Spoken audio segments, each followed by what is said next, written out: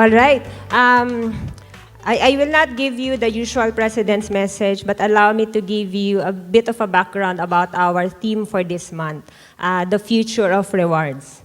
Allow me to speak a little bit about total rewards. I think every year, pagka-August, we know already that it's compensation month for PMAP. So this afternoon, we have the Compensation Management Association of the Philippines helping us with our GMM. So total rewards, di ba? When we hear about total rewards, usually tayo in HR, they say that, total rewards is not just about the numbers. Diba? Because it's not just about pay. It's also about the experience. It's also about the things that we give our employees beyond the monetary value. So they always tell us, total rewards is not just about the numbers. It's no longer about the numbers. But I thought about it and I said, I think ultimately, we have to ask ourselves, why are we aiming for total rewards? Why are we going beyond salary and benefits and give employees more than we think they need, diba? Because at the end of the day, we want our employees to be productive. We want our employees to be efficient, to be effective, and at the end of it all, we want better productivity, better revenue, better profitability for the organization, so that we're also able to give back. We're also able to give back to our people. So, pag tinignan mo siya, ultimately, it's still all about numbers. And these are numbers that are returns for the organization. So I was trying to figure out what is a good symbol for me to use for this brief message that will describe numbers. And I've used this concept last GMM. So I will continue to use the concept of the barcodes. Diba? The barcode symbolizes numbers, codes or symbols. And I realized, I learned that barcodes have different forms. We have the linear barcodes, we have the non-linear barcodes, and we have the linear and non-linear barcodes. And you can see that on the screen. So I said, is total rewards linear or non-linear? So probably some of you will say, non-linear, kasi hindi naman yan straight line from point A to point B. But then I realized, I think total rewards, no matter how dynamic, will always be linear for the Filipino talent. It's a very, very clear straight line. And allow me to explain what I mean about one straight line for the Filipino talent.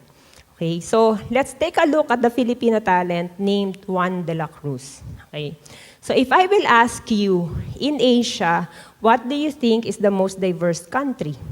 You'd probably tell me it's Singapore.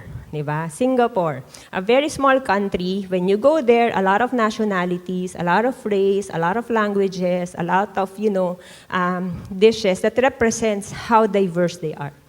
But do you know that Singapore has a total population only of, any guess? Any guess, diba? Close to 5-6 million, diba? And multiply that by 18, it will actually give you a total of 100 million. And that's the population of the Philippines. And that number, you have to divide it because we are scattered all over the 7,700 islands in the country versus the 62 islands in Singapore. And we have access to more than 187 dialects, languages in the country versus the 4 in Singapore. So I ask you again, what do you think is the most diverse country in Asia?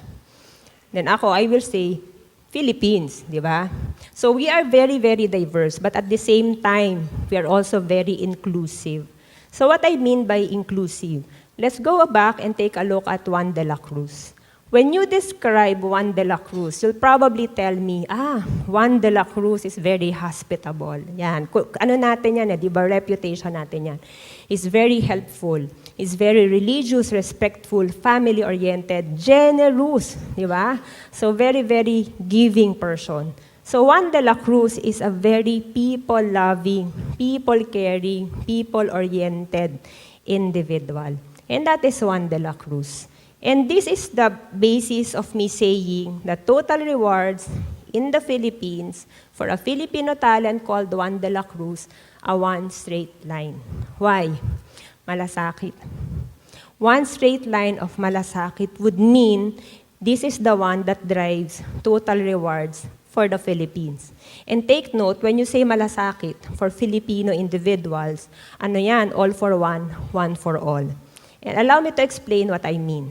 When we say total rewards, there's only one point that we are trying to highlight. Total rewards include everything the employee perceives to be of value, resulting from the employment relationship that promotes specific behaviors and drive higher productivity. So keywords, everything, valuable, drives behaviors that gives productivity. So again, one straight line to total rewards for Filipino talent, that's malasakit.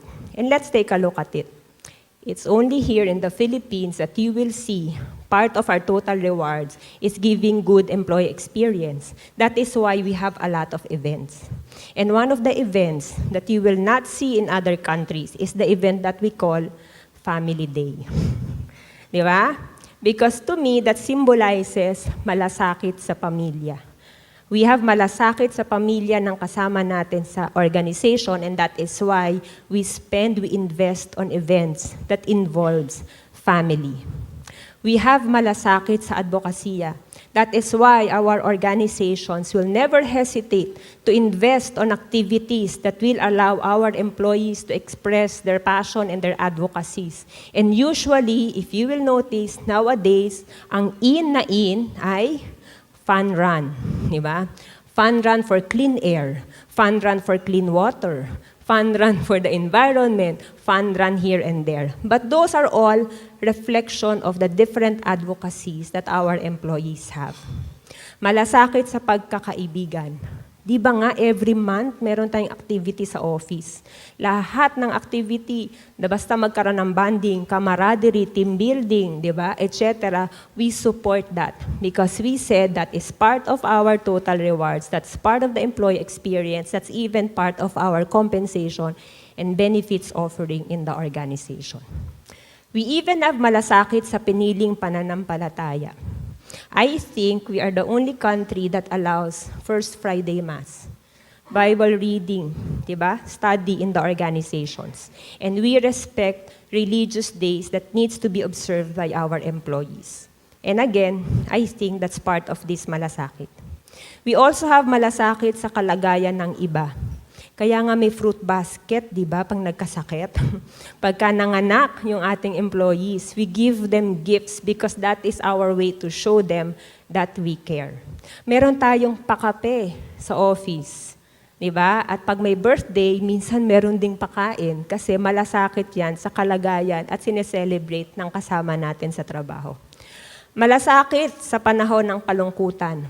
We have bereavement leave, bereavement aid, bereavement flowers, bereavement mass. We even pray for those families and members of our organizations who've been bereaved. Diba? We also have malasakit sa kinabukasan ng iba. For some reason, Juan de la Cruz is very passionate about safekeeping the future of the younger generation. Pansinin nyo, pagdating po ng April at May, ang mga employees natin, they volunteer, di ba? Brigada eskwela, magpipintura ng school, magdodonate ng lapis, magdodonate ng notebook, magdodonate ng books, magkukuha ng scholar. And again, because of this kind of malasakit. And the last one is malasakit sa kapwa. You will never have a second word or you will never ever tell your employees, 2 beses, hindi mo yan gagawin. They even tell you, we would like to help. We would like to support. And each time organizations allow employees to do this, for some reason, this becomes part of their reason why they stay, why they feel they're connected with the organization. And if we go back again to the definition, total rewards include everything the employee perceives to be of value resulting from employment relationship that promote specific behaviors and drive higher productivity. Look at your exit interviews, diba? Or stay interviews. People will probably tell you, we're staying here kasi nandito yung kaibigan ko eh. I'm here kasi my organization allows me to do my advocacy. I'm here because I have the time in this organization to do the things I'm passionate about. And these are all about the malasakit that we are talking about. So again, for me, in this perspective, total rewards is linear. It is one straight line. And for the Filipino talent called Juan de la Cruz, it's driven by malasakit. This afternoon, you will be hearing from two great speakers. And we will even have a panel discussion about total rewards. Learn from them. They will give us global trends. They will give us practices of multinational global organizations. But I hope, as we listen from them, let's also use those as inputs as we design a one total reward. A total reward that's very relevant for the Filipino talent named Juan de la Cruz. And I think there are 4 components. Total reward for the body, which is compensation and benefits, doesn't have to be high.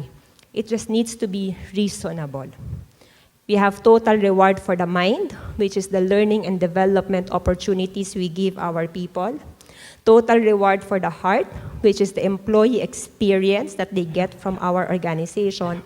And lastly, total reward for the spirit, at ito yung binibigyan natin sila ng pagkakataon, ipakita ang malasakit sa kapwa. And for me, this is what you call total reward for the Filipino talent called Juan de la Cruz. So I hope you will enjoy our GMM, learn from it, but let's never forget to use the learnings and the insights so that we help Juan de la Cruz experience a true total reward relevant para sa kanya. So magandang hapon po. Thank you very much, President Michelle. Pwedeng, sorry, magagalit si Trusty Princess, pero bihira kasi to. Oo, never ko pa tong ginawa. 8-month ko na, di ba? Oo. May I invite our past presidents, Mr. Sison, Leo Helor, Sir Ray, and the BOT for a group photo, picture taking, because we want everybody to be captured in this moment wherein we are making one historical decision of changing our brand. So please come and join us. Pasensya na po. Palakpak lang kayo. Oo, yan. Ganyan po. Oo, 5 minutes. 5 minutes. Promise. Promise. Ayan. So join us. Hindi po namin ito ginagawa every month. Ngayon lang po. Pagbigyan nyo na po kami. Ayan. Of course, our past presidents, join us. Join us. Kung hindi po magkasya, pwede pong umupo. Ayan. Ayan po, ayan. Ayan. So, habang pumapanik po sila, allow me to entertain you. Ayan po. Oo. Yan pong mga umuupo sa baba ay ang inyong 2018 Board of Trustees, the very hard-working Board of Trustees of PMAP. Oo, yan po si Trustee Dinah. Yan. Of course, Sir Sis.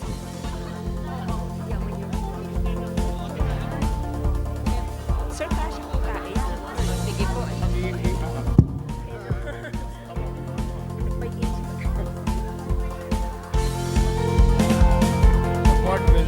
Saglit po.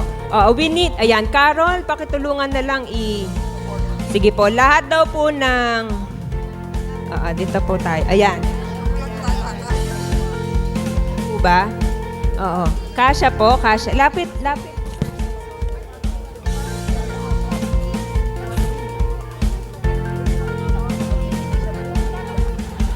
Ganito po talaga sila, oh. Talagang pinagalaw natin ng pinagalaw si Sir Sison.